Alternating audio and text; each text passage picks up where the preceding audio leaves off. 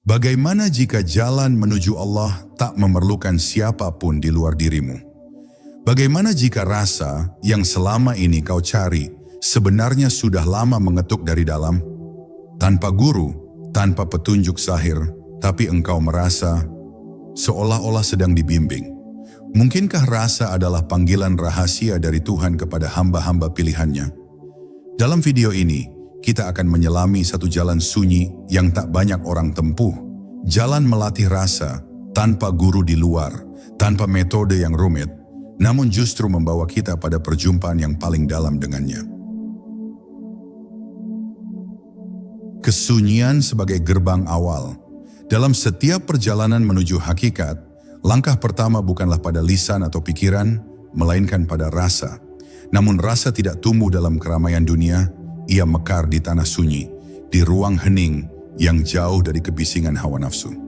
Maka jika engkau ingin mulai melatih rasa tanpa bimbingan guru lahir, engkau harus terlebih dahulu mencintai kesunyian. Kesunyian bukan sekadar suasana tanpa suara, tetapi keadaan di mana batin mulai tenang, dan suara hati menjadi lebih nyata dibanding hiruk-pikuk luar. Kesunyian yang dimaksud bukan berarti lari dari dunia, tapi menarik perhatian dari luar ke dalam. Duduklah diam dalam ruang kecilmu, pejamkan mata dan biarkan tubuhmu rileks. Tidak perlu mencari apapun, cukup hadir sepenuhnya. Rasakan keberadaanmu di detik ini. Itulah awal dari menyentuh rasa. Rasa itu tidak butuh teori, ia hanya bisa dirasakan, dan untuk itu engkau butuh diam, dalam dan jujur. Tanpa guru lahir, engkau akan diuji langsung oleh kehidupan. Tidak ada yang mengingatkan, menasihati, atau menuntun langkah. Justru disitulah latihan rasa menemukan bentuknya. Ketika tidak ada yang melihat, tidak ada yang menilai, maka engkau akan belajar merasa, apakah langkah ini benar karena Allah, atau karena dorongan ego yang samar. Inilah medan latihan rasa yang paling sunyi namun paling jujur. Cobalah dengarkan detak jantungmu dalam hening. Rasakan nafasmu perlahan mengalir keluar dan masuk. Tidak perlu memaksa, biarkan semua mengalir apa adanya. Dalam kesederhanaan inilah, rasa mulai berbicara. Ia berbisik halus di balik lapisan pikiran yang riuh. Jika engkau sabar, ia akan membuka diri. Tapi jika engkau terburu, rasa akan kembali sembunyi. Jangan takut merasa bingung atau kosong. Justru rasa itu lahir dari ruang kosong. Ketika tidak ada guru zahir, maka kehidupan menjadi gurumu. Setiap peristiwa menjadi pelajaran, setiap kesedihan menjadi pengantar makna, setiap keheningan menjadi petunjuk halus dari Yang Maha Menyapa. Belajarlah menyimak, bukan dengan telinga, tapi dengan hati. Rasa adalah ilmu yang tak bisa diterjemahkan kata-kata. Ia harus dialami. Kesunyian juga mengajarkan keikhlasan. Engkau tidak sedang melatih rasa untuk dipuji orang. Tidak ada yang tahu prosesmu, tidak ada yang mencatat amalmu di depan manusia. Maka jika engkau tetap istiqamah dalam kesendirian itu, berarti engkau mulai menyentuh keikhlasan hakiki. Dan di sanalah rasa mulai menguat, tumbuh dari tanah sunyi yang tak terlihat siapapun. Bab pertama ini bukan tentang melakukan banyak hal, justru tentang berhenti sejenak dari semua kebisingan. Duduk, diam, hadir, bukan melarikan diri, tapi kembali pulang ke dalam. Karena rasa hanya bisa ditemukan jika engkau berani berada sendiri, menghadapi bayanganmu, dan mulai mendengarkan suara halus yang telah lama tertutup oleh suara dunia. Mengenal getaran dalam diri. Setelah engkau mulai terbiasa dengan kesunyian, tahap berikutnya adalah mengenali getaran halus yang muncul dari dalam diri. Getaran ini bukan getaran fisik, melainkan sensasi batin yang muncul tanpa sebab yang jelas. Ia bisa hadir dalam bentuk ketenangan yang tiba-tiba, haru yang tak dimengerti, atau bahkan desir rasa yang tidak bisa dijelaskan dengan logika. Getaran inilah pintu pertama yang mengarah pada rasa. Ia halus, ia pemalu. Dan karena itu, ia hanya muncul saat batin cukup tenang untuk menyambutnya. Banyak orang yang mengira bahwa rasa akan datang dengan cara-cara yang dramatis, penglihatan gaib, suara-suara dari langit, atau mimpi yang luar biasa. Padahal rasa justru lahir dari hal yang sangat biasa, dari senyapnya malam, dari suara napas yang tak terburu, dari renungan kecil di pojok kamar, Itulah sebabnya melatih rasa tanpa guru zahir butuh kepekaan, bukan kegelisahan untuk segera dapat hasil. Rasa bukan hadiah dari ambisi, ia adalah anugerah dari kelembutan hati. Latihan rasa harus dimulai dari tubuh. Perhatikan bagaimana tubuhmu merespon ketika engkau duduk dalam diam. Adakah bagian yang tegang? Adakah nafas yang tidak stabil? Tubuh adalah pintu awal untuk merasakan kehadiran diri. Setelah itu, baru engkau mulai menyelami ke dalam. Bagaimana hatimu hari ini? Adakah luka yang belum selesai? Adakah amarah yang masih bergejolak? Disinilah getaran rasa bisa mulai dikenali. Ia muncul sebagai sinyal halus yang menandakan adanya sesuatu yang belum selesai di dalam diri. Jangan buru-buru menolak rasa yang tidak nyaman. Sebaliknya, dekati rasa itu dengan penuh kasih. Bila engkau merasakan kegelisahan, jangan lawan. Diamkan, sapa ia pelan-pelan. Tanyakan dalam batin, dari mana engkau datang, wahai rasa? Apa yang engkau ingin ajarkan padaku? Rasa itu seperti anak kecil yang ketakutan. Ia tidak akan bicara jika engkau menghakiminya, tapi ia akan jujur jika engkau mendekatinya dengan kehangatan dan perhatian. Ketika tidak ada guru lahir, maka getaran dalam dirimu sendirilah yang akan menuntun jalan. Kadang terasa samar, kadang membingungkan. Tapi itulah latihan. Rasa tidak akan tumbuh di jalan yang pasti. Ia hanya mekar dalam ketidakpastian yang diterima dengan pasrah.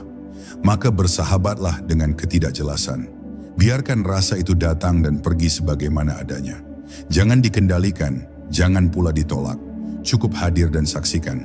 Sebagian orang yang melatih rasa tanpa bimbingan luar seringkali merasa tersesat. Tapi ketahuilah, tersesat dalam jalan rasa bukanlah akhir. Justru di situ letak pembelajarannya. Ketika engkau tidak tahu harus kemana, maka engkau mulai belajar menyandarkan diri hanya kepadanya. Rasa adalah cahaya, tapi bukan cahaya yang menerangi jalan dari awal. Ia adalah cahaya yang hanya menyinari satu langkah ke depan, dan engkau harus melangkah dengan iman untuk melihat cahaya langkah berikutnya. Bab kedua ini mengajakmu untuk mulai mengenal medan di dalam dirimu sendiri. Bukan lewat pikiran, tapi lewat getaran. Bukan dengan logika, tapi dengan hadir. Latihan ini tidak membutuhkan tempat khusus, tidak butuh alat bantu. Hanya satu syarat, hadir utuh dalam dirimu sendiri. Dalam diam yang sadar, dalam nafas yang ikhlas, dalam rasa yang apa adanya. Disitulah engkau akan mulai menemukan gurumu yang sesungguhnya, rasa yang dipandu oleh Allah secara langsung. Menyucikan hati, menjernihkan rasa. Rasa sejati tidak akan pernah tumbuh dalam hati yang keruh. Maka sebelum engkau menuntut rasa agar hadir, sucikan dahulu wadahnya. Hati adalah tempat rasa bersemayam. Bila hati penuh dendam, iri, kecewa, atau amarah, maka rasa tidak akan bisa menampakkan dirinya. Ia tertutup oleh kabut-kabut batin yang belum jernih. Seperti cermin yang berdebu, cahaya tak akan memantul padanya. Maka tahap penting dalam melatih rasa tanpa guru zahir adalah menyucikan hati secara perlahan dan konsisten. Penyucian hati bukan hal yang instan. Ia memerlukan keberanian untuk menengok luka-luka lama, untuk memaafkan, dan untuk mengikhlaskan apa yang tidak sempat dijelaskan. Banyak orang mencari rasa tinggi, tapi masih memelihara kecewa dalam diam. Masih menggenggam kebencian terhadap masa lalu. Padahal rasa sejati hanya bersahabat dengan hati yang ringan. Maka engkau harus siap melepaskan beban batin satu persatu. Walau itu menyakitkan, walau itu membuatmu menangis dalam diam. Salah satu cara menyucikan hati adalah dengan mempraktikkan kejujuran yang dalam. Jujur kepada diri sendiri, bertanya tanpa topeng. Apa yang masih aku sembunyikan dari diriku sendiri? Apa yang aku takuti untuk aku hadapi? Dalam kejujuran itu, engkau akan menemukan sumber-sumber kegelapan yang selama ini menutup jalan rasa. Rasa tidak membutuhkan topeng. Ia justru menguat saat engkau menjadi dirimu yang sebenar-benarnya, tanpa pura-pura, tanpa pencitraan. Latihan ini tak perlu diumbar kepada siapapun, tidak perlu diucapkan, tidak harus diketahui. Cukup engkau sendiri yang menyaksikannya, bersama Allah. Minta kepadanya agar ditunjukkan apa yang menghalangi rasa di hatimu. Engkau tidak akan bisa menghapus semua kabut itu sendirian. Tapi saat engkau sungguh-sungguh ingin jernih, Pertolongannya akan datang dengan cara yang tak terduga. Kadang lewat kejadian, kadang lewat perasaan yang tak biasa, kadang lewat keheningan yang menyapa begitu dalam. Jangan anggap remeh rasa bersalah, rasa malu, atau rasa tidak layak. Itu semua bagian dari proses pembersihan hati. Rasa-rasa itu muncul bukan untuk menyiksa, tapi untuk menunjukkan bahwa ada yang perlu dilepaskan. Hadapi rasa itu, bukan dengan keras, tapi dengan kelembutan. Ucapkan dalam batin, aku izinkan rasa ini hadir. Aku peluk ia, dan aku siap melepasnya, karena aku ingin mendekat padamu, ya Rabb. Latihan rasa tanpa guru zahir justru membawa engkau pada hubungan langsung dengan Allah. Engkau tidak mengandalkan nasihat manusia. Engkau mengandalkan bisikan batin dan pertolongannya secara langsung. Tapi untuk itu, hati harus bersih, atau setidaknya dalam proses pemurnian. Tidak ada tempat bagi rasa yang tinggi dalam hati yang masih kotor oleh dendam dunia. Maka sucikan dulu, tangisi dulu, ampuni dulu, maafkan dulu, maka jalan akan terbuka. Bab ketiga ini bukan bicara tentang teknik, tapi tentang kesiapan wadah. Rasa tidak bisa dipaksakan hadir, tapi bisa dijemput dengan menyucikan hati. Dan ketika hati mulai jernih, maka rasa itu akan datang dengan sendirinya. Ia akan menuntun langkahmu tanpa suara, menenangkan hatimu di tengah guncangan, dan menguatkanmu di saat tak ada siapapun. Disitulah engkau akan mulai paham bahwa rasa bukan milik siapa-siapa. Ia adalah cahaya darinya, yang hanya hadir di hati yang benar-benar siap. Diam yang hidup, sunyi yang menuntun. Banyak orang mengira diam adalah ketiadaan, tapi dalam jalan rasa, diam justru adalah kehidupan yang paling dalam. Diam bukan berarti pasif, bukan pula kosong tanpa makna. Diam yang dimaksud di sini adalah diam yang sadar, diam yang hidup. Dalam diam yang seperti ini, rasa bisa tumbuh. Karena ketika mulut berhenti bicara dan pikiran mulai melambat, maka rasa akan perlahan mengambil alih. Ia mulai berbicara dengan bahasa yang sangat halus, nyaris tak terdengar. Tapi justru di sanalah kebenaran sering muncul. Diam adalah seni. Bukan semua orang mampu duduk dalam diam tanpa merasa gelisah. Dunia yang bising membuat manusia merasa harus terus berbicara, harus terus menjelaskan, harus terus berpikir. Tapi dalam diam yang dalam, engkau justru berjumpa dengan sisi dirimu yang paling jujur. Tidak ada pencitraan, tidak ada reaksi terhadap orang lain. Hanya engkau, rasa, dan dia. Inilah ruang batin yang harus engkau bangun jika ingin rasa itu menjadi guru sejatimu. Cobalah duduk dalam diam, tidak untuk merenung, tidak pula untuk mencari jawaban. Duduklah hanya untuk hadir. Rasakan tubuhmu, rasakan nafasmu, rasakan keberadaanmu di detik ini. Biarkan alam batinmu mulai terbuka. Mungkin awalnya akan terasa asing, mungkin akan muncul rasa bosan atau kegelisahan. Tapi jika engkau teruskan dengan sabar, diam itu akan mulai berubah. Ia akan menjadi pelukan yang dalam, tempat engkau merasa pulang, dan dari sanalah rasa mulai menyapa. Sunyi yang sejati bukanlah ketiadaan suara luar, tapi berhentinya reaksi dalam. Engkau bisa duduk di tempat yang ramai, tapi batinmu tetap sunyi. Atau sebaliknya, engkau bisa berada di tempat sunyi, tapi batinmu tetap gaduh. Maka latihan rasa membutuhkan latihan sunyi dari dalam. Ketika engkau bisa tidak bereaksi secara berlebihan terhadap pujian, hinaan, atau apapun yang datang dari luar, maka di saat itulah engkau mulai memahami apa itu sunyi yang hidup, sunyi yang menuntun, sunyi yang membuka mata hati. Dalam dunia tasawuf, ada istilah sam dan sukun, diam dan tenang. Bukan sekadar tidak berbicara tapi tidak ribut dalam batin, tidak terburu dalam keinginan, tidak gelisah dalam mencari hasil. Rasa hanya akan tumbuh di medan batin yang seperti ini. Maka tanamkan dalam diri bahwa diam bukan kelemahan. Diam adalah tempat turunnya ilham. Sunyi bukan kehampaan. Sunyi adalah tempat Allah membisikkan rahasianya. Ketika engkau tidak memiliki guru zahir, maka diam dan sunyimu adalah tempat perjumpaan. Jangan sia-siakan waktu dalam kesendirian. Jadikan ia ruang sakral. Duduklah dengan niat untuk mendengar, bukan dengan telinga, tapi dengan hati. Dengarkan kehidupan di dalam dirimu. Dengarkan napasmu, dengarkan getaran kecil yang menyelinap masuk dalam diam. Di sana engkau akan mulai mengenal siapa dirimu yang sejati dan siapa Tuhanmu dalam kesendirian. Bab keempat ini menegaskan bahwa latihan rasa tidak selalu dalam bentuk aktivitas.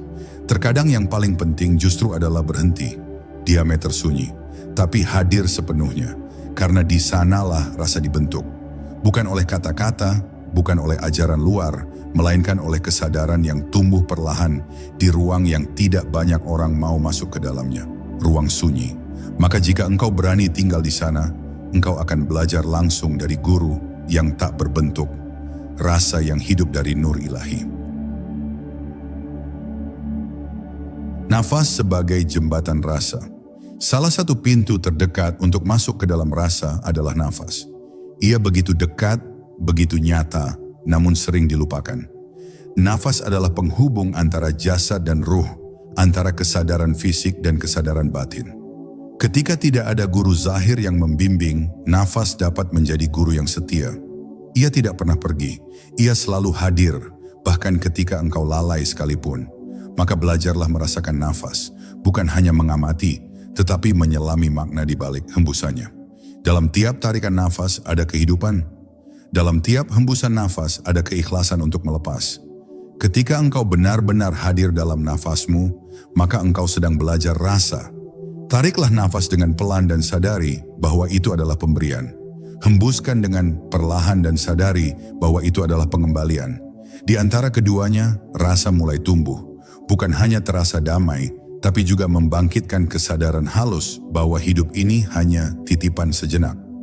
Latihan nafas tidak perlu rumit. Duduklah dengan tenang, tegakkan tubuh, dan pusatkan perhatian pada nafas masuk dan keluar. Jangan paksa, jangan kendalikan secara berlebihan. Biarkan ia mengalir apa adanya, namun hadirkan kesadaran penuh pada setiap gerakannya. Lama-kelamaan, nafas itu akan memperhalus batinmu. Ia akan menjadi jembatan bagi rasa untuk tumbuh. Karena rasa itu tidak hadir di dalam keramaian pikiran, tapi dalam keheningan yang terjaga oleh nafas yang sadar. Dalam tradisi para arif, nafas sering disebut sebagai sir yang tersembunyi. Nafas yang diiringi kesadaran bisa menjadi kendaraan untuk menjangkau dimensi ruhani yang tidak bisa dijangkau oleh akal. Bahkan dalam zikir pun, nafas memainkan peran penting. Karena disitulah titik keselarasan antara tubuh dan ruh bekerja. Maka ketika engkau sedang melatih rasa, berlatihlah juga untuk bernafas dengan hati. Rasakan bahwa engkau tidak sekadar hidup, tapi sedang dihidupkan. Nafas juga mengajarkan kita tentang keseimbangan. Setiap tarikan harus diikuti oleh hembusan. Tidak bisa hanya mengambil tanpa memberi. Tidak bisa hanya menggenggam tanpa melepaskan. Inilah pelajaran halus yang menjadi dasar rasa. Hidup ini tentang memberi dan menerima. Tentang hadir dalam setiap momen tanpa menuntut lebih. Dan jika engkau menyelami itu dari nafas, engkau akan lebih mudah memahami rasa yang datang dalam bentuk yang tidak bisa dijelaskan logika. Ketika engkau merasa gelisah, tidak tenang, atau kehilangan arah, kembali saja pada nafas. Jangan terburu mencari jawaban, jangan tergesa mencari petunjuk dari luar. Duduklah, diam, dan bernafaslah dalam kesadaran. Di sana, engkau akan menemukan bahwa semua yang engkau cari ada dalam dirimu sendiri. Dan rasa akan kembali menyapa. Mungkin dalam bentuk ketenangan, mungkin dalam bentuk air mata, atau bahkan hanya perasaan ringan yang tak bisa dijelaskan. Tapi itulah bukti bahwa rasa telah hadir. Bab kelima ini ingin menegaskan bahwa nafas bukan hanya aktivitas biologis. Ia adalah jembatan spiritual. Ia adalah jalan rahasia yang tidak semua orang pahami. Dan jika engkau melatihnya dengan penuh kesadaran, maka rasa akan tumbuh dari dalam. Tanpa guru zahir, tanpa metode yang rumit, cukup dengan nafas yang disadari, engkau bisa menempuh jalan batin yang dalam. Karena sejatinya nafas yang sadar adalah zikir yang hidup. Dan zikir yang hidup akan membuka pintu rasa yang sejati. Tanda-tanda rasa mulai terbangun. Rasa tidak hadir sekaligus. Ia tumbuh perlahan seperti cahaya fajar yang menyusup dari balik gelap.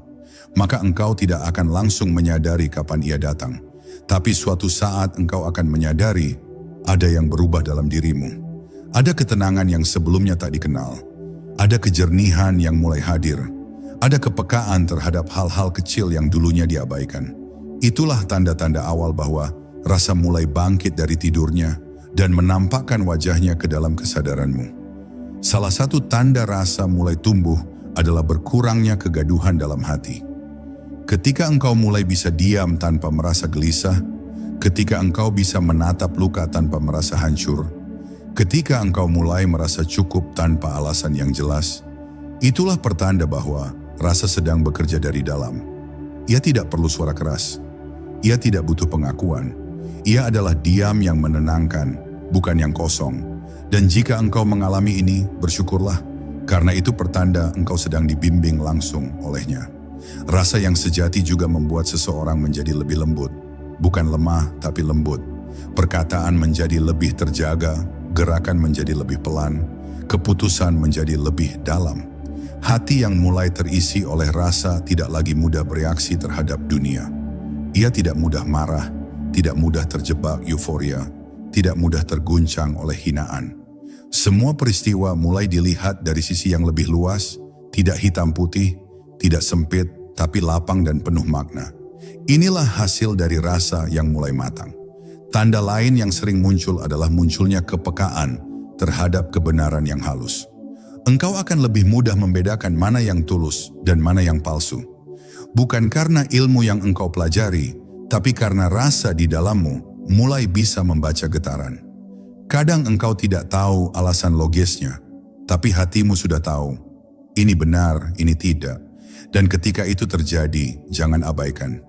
Itu bukan dugaan, itu adalah rasa yang berbicara. Belajarlah mendengarnya dengan kepercayaan, dan engkau akan dibimbing lebih jauh. Ketika rasa mulai tumbuh, engkau juga akan lebih sering mengalami hening batin di tengah aktivitas lahir. Di antara keramaian, batinmu tetap tenang. Saat berbicara, engkau tetap sadar. Saat beraktivitas, engkau tetap hadir. Inilah kondisi batin yang sulit dijelaskan dengan kata, tapi bisa dikenali lewat pengalaman.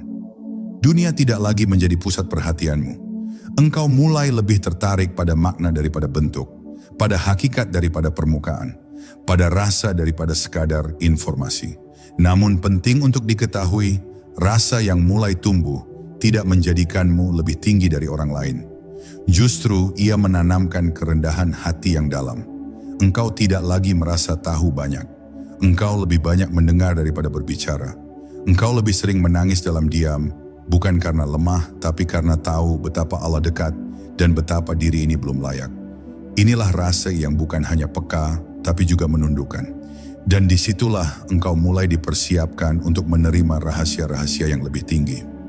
Bab ke-6 ini bukan untuk memuaskan rasa ingin tahu, tapi untuk menuntun agar engkau mengenali tanda-tanda.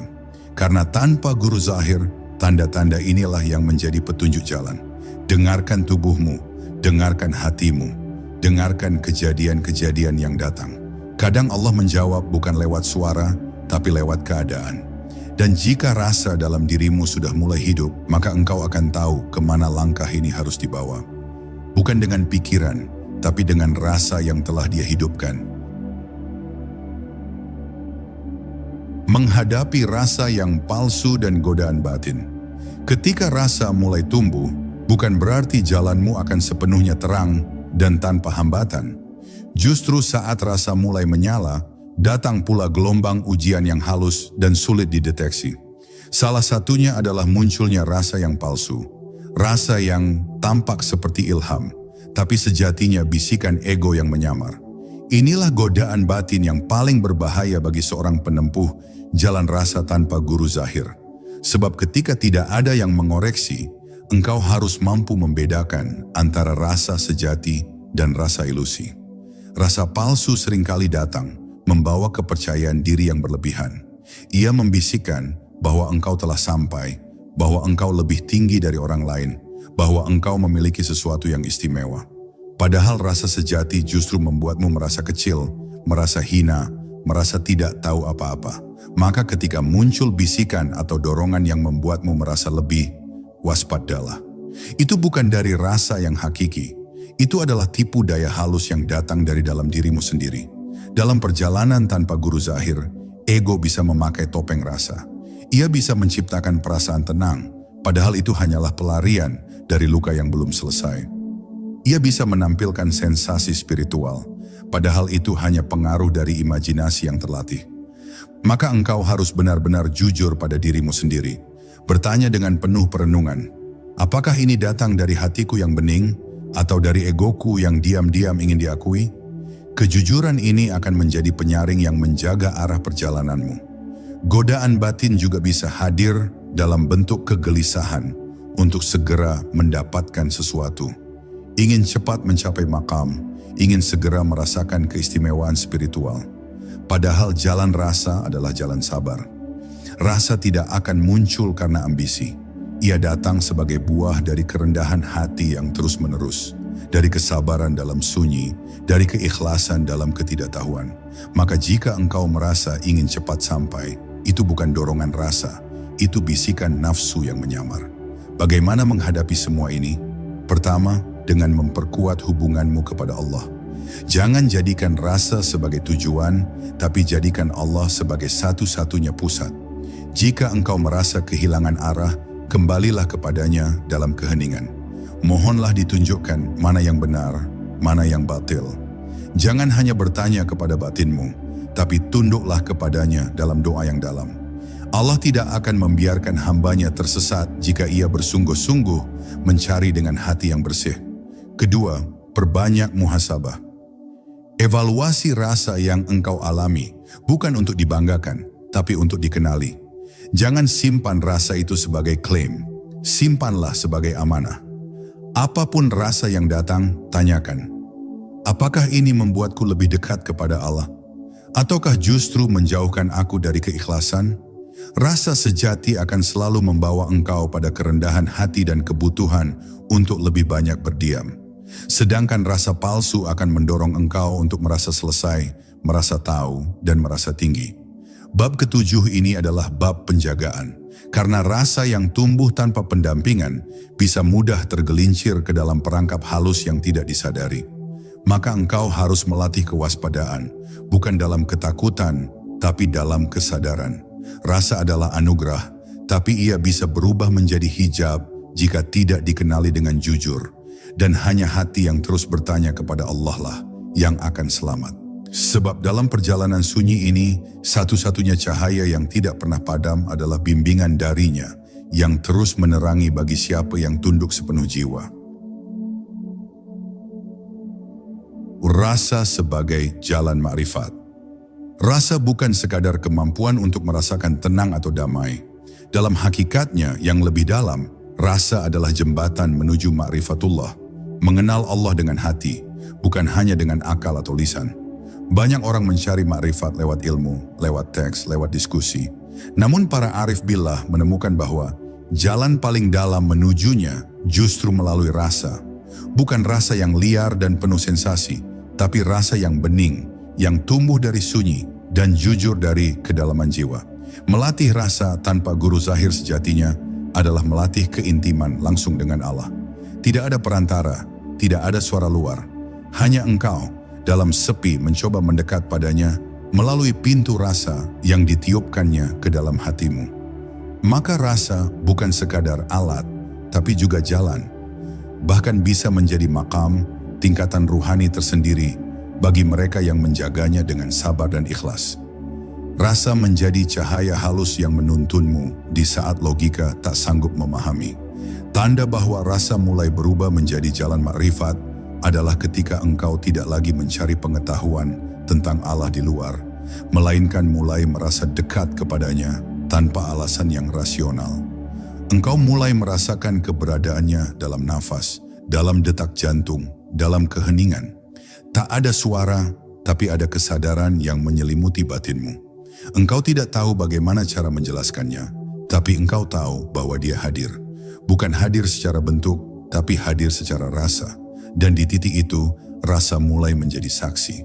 Engkau tidak sekadar tahu bahwa Allah Maha melihat, tapi engkau merasa dilihat. Engkau tidak sekadar yakin bahwa Allah Maha mengetahui, tapi engkau merasa Dia tahu isi hatimu. Dan saat itu terjadi, ibadahmu berubah, doamu berubah. Diam pun menjadi zikir, tangis pun menjadi pujian. Tidak ada lagi batas antara ritual dan hidup harian. Semuanya menjadi ladang rasa, ladang makrifat.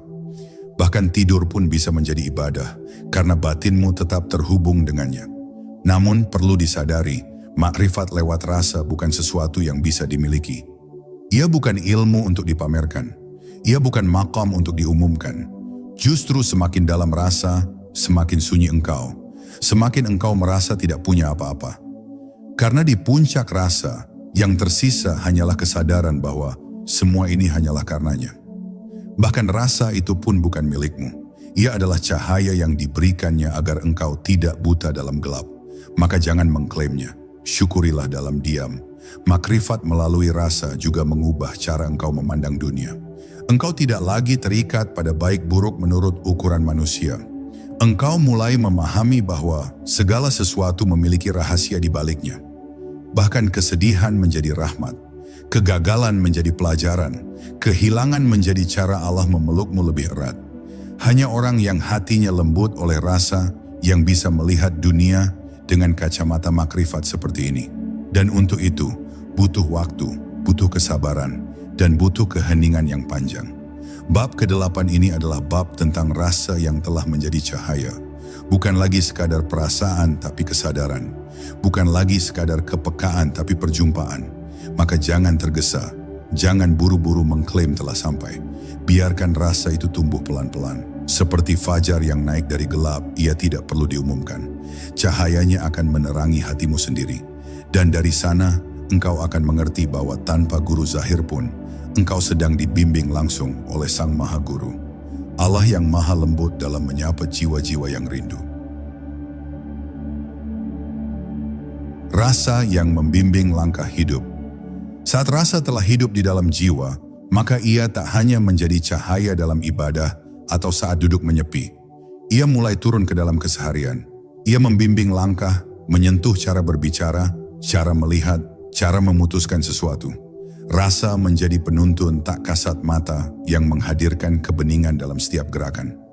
Inilah tahap ketika rasa tidak lagi sekadar pengalaman spiritual yang terpisah dari hidup, melainkan menyatu dengan hidup itu sendiri. Engkau mulai berjalan bersama rasa, bukan hanya mencari rasa. Dalam kondisi ini, engkau tidak lagi menimbang segala sesuatu hanya dengan logika atau dorongan emosi. Rasa akan membisikkan, jangan lakukan itu, meski secara akal tampak menguntungkan. Atau ia akan mendorongmu untuk mengambil langkah yang secara duniawi tampak berat, namun batinmu terasa ringan menjalaninya. Itulah fungsi rasa sebagai pembimbing. Mengarahkanmu bukan kepada kenyamanan dunia, tapi kepada ketepatan langkah dalam pandangan ilahi. Ketika engkau menghadapi sebuah pilihan, rasa yang telah matang akan membedakan mana yang datang dari keinginan ego dan mana yang datang dari keikhlasan. Keputusan yang lahir dari rasa biasanya tidak gegabah. Ia tenang, ia tidak memaksa, namun terasa mantap. Rasa semacam ini tidak dibentuk dalam sehari, melainkan hasil dari latihan panjang, dari diam yang sadar, dari kesabaran yang mendalam, dan dari pengalaman jatuh bangun dalam menyelami batin. Rasa yang membimbing langkah hidup juga menjadikan seseorang tidak mudah menghakimi, sebab rasa telah mengajarkan bahwa setiap orang sedang menempuh perjalanan yang berbeda. Maka engkau tidak lagi melihat orang dari luarnya saja. Engkau menjadi lebih penyayang, lebih memahami, lebih sabar. Bahkan ketika disakiti pun rasa akan menuntunmu bukan untuk membalas, melainkan untuk bertanya dalam hati. Apa pesan Allah dalam kejadian ini untukku? Karena rasa telah menjadikan segala peristiwa sebagai pembelajaran darinya. Dalam sunyi yang panjang, dalam latihan yang jujur, rasa akan menjadi semacam kompas batin. Ia tidak selalu membuat hidup mudah, tapi ia membuat langkah terasa benar. Kadang, rasa membawamu pada jalan yang sunyi, jalan yang tidak dipahami orang lain, bahkan mungkin ditentang. Tapi jika itu datang dari rasa yang bening, engkau akan tetap tenang menjalaninya. Karena ada keyakinan halus yang menyelimuti bahwa Allah sedang memandu langkahmu, meski engkau tak tahu kemana ujungnya. Rasa yang membimbing langkah hidup juga akan mengajarkanmu satu pelajaran penting.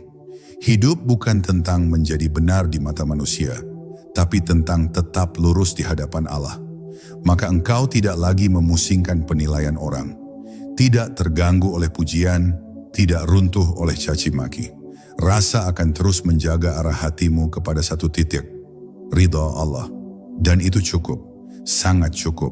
Bahkan ketika dunia menolakmu, rasa akan menjadi pelukan yang menguatkan. Bab ke-9 ini membawa kita pada pemahaman bahwa rasa bukan sekadar alat untuk duduk diam dan merasakan damai. Rasa sejati turun ke bumi. Ia membentuk akhlak. Ia mempengaruhi pilihan hidup.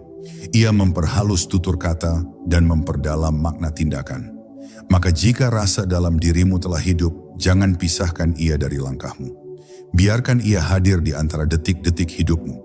Dan dari situlah engkau akan merasakan bahwa setiap langkahmu, sekecil apapun, bisa menjadi ibadah jika disertai dengan rasa yang tertuju kepadanya. Menjadi guru bagi rasa sendiri dan menjaga keberlanjutan perjalanan. Setelah melalui berbagai tahap latihan rasa tanpa guru zahir, engkau kini berdiri di persimpangan penting dalam perjalanan batinmu. Disinilah engkau diajak untuk menjadi guru bagi rasa sendiri, tidak lagi bergantung pada suara luar, pada nasihat lahir, atau pada jalan yang sudah diikuti orang lain. Kini engkau memiliki kepercayaan diri yang lahir dari pengalaman pribadi, dari sunyi yang menjadi guru, dari rasa yang telah tumbuh dan menguat. Menjadi guru bagi rasa sendiri bukanlah akhir, melainkan awal dari perjalanan yang lebih dalam dan penuh tantangan. Menjadi guru bagi diri sendiri berarti engkau harus terus menjaga ketulusan dan kejujuran dalam menyambut rasa. Jangan biarkan ego atau nafsu menyamar menjadi guru batin. Latihan ini adalah tentang kesadaran penuh terhadap diri dan hubungan dengan Yang Maha Kuasa. Karena tanpa keterhubungan yang terus-menerus dengan Allah, rasa akan mudah menjadi semu, menyesatkan, atau bahkan menjadi sumber kebanggaan. Maka engkau harus selalu ingat bahwa guru sejati bukanlah dirimu, melainkan Allah yang maha bijaksana dan maha lembut. Dalam perjalanan menjadi guru bagi rasa sendiri, engkau juga dituntut untuk terus berlatih sabar. Perjalanan batin tidak mengenal garis lurus. Ada masa terang dan ada masa gelap. Ada saat rasa terasa hidup penuh. Ada saat rasa terasa redup dan jauh. Jangan pernah menyerah ketika gelap datang. Karena justru di saat itu, engkau belajar mempercayai lebih dalam, menggantungkan diri hanya kepadanya. Latihan rasa tanpa guru zahir mengajarkan bahwa kegigihan dalam keheningan adalah bentuk penghambaan yang paling murni. Keberlanjutan perjalanan rasa juga menuntut engkau untuk selalu menjaga keterbukaan hati. Terbukalah pada petunjuk yang datang dalam berbagai bentuk, kadang lewat perasaan halus, kadang lewat pengalaman hidup, kadang lewat ujian yang tak terduga. Jangan menutup diri dengan kaku pada aturan atau metode tertentu. Ingatlah bahwa rasa adalah sesuatu yang hidup dan dinamis. Ia bisa berubah, tumbuh, bahkan terkadang mundur. Namun selama engkau tetap hadir dan sadar, Allah akan selalu menyertai langkahmu. Menjadi guru bagi rasa sendiri juga mengandung tanggung jawab besar. Engkau bukan hanya menjaga rasa untuk dirimu sendiri, tapi juga untuk umat dan lingkungan sekitar. Rasa yang telah matang akan menuntunmu untuk berbuat baik, untuk mengasihi tanpa syarat, dan untuk melayani dengan tulus. Ini adalah manifestasi nyata dari rasa yang telah sampai pada tahap makrifat dan ihsan. Maka jangan pernah meremehkan peran rasa dalam kehidupan sosial dan kemanusiaan. Ia adalah kekuatan lembut yang mampu mengubah dunia. Saat engkau memandang ke belakang, engkau akan menyadari bahwa latihan rasa tanpa guru zahir bukanlah jalan yang mudah. Tapi itulah jalan yang dipilih oleh jiwa yang benar-benar rindu. Rasa itu bukan hadiah instan, tapi hasil dari kesetiaan, pada keheningan, pada kejujuran, dan pada penyerahan diri. Dan dalam proses itu, engkau belajar bahwa sesungguhnya guru terbaik adalah Allah sendiri, yang hadir dalam setiap desah nafas, dalam setiap sunyi malam, dalam setiap detik yang engkau relakan untuk duduk dalam hening. Penutup dari seluruh perjalanan ini adalah sebuah undangan. Jangan takut berjalan sendiri, karena sesungguhnya engkau tidak pernah sendiri. Ketika guru zahir tidak tampak, ketahuilah bahwa Allah yang maha dekat selalu menyertaimu. Latihlah rasa dengan penuh keikhlasan, dengan kesabaran yang dalam, dan dengan hati yang terbuka. Karena dari situlah cahaya sejati akan muncul, menuntun langkahmu bukan hanya dalam kesunyian, tapi juga dalam hidup yang penuh makna dan berkah.